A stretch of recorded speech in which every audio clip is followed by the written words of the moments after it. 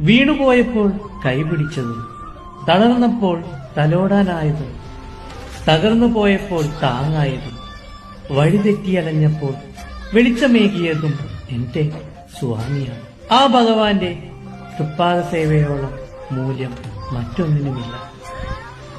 കുടുംബങ്ങളിൽ ദുരിതം വരിക, തൊഴിലിൽ തകർച്ചയുണ്ടാവുക, ബന്ധങ്ങൾ ശിഥിലമാകുക, ശത്രുദോഷം, വിവാഹ തടസ്സം, കടബാധിത എന്നിങ്ങനെയുള്ള സർവ്വദുരിതങ്ങൾ, മുജ്ജന്മദോഷങ്ങൾ എല്ലാം ഭഗവാന്റെ കുറുവടി തലോടലിൽ നീങ്ങും.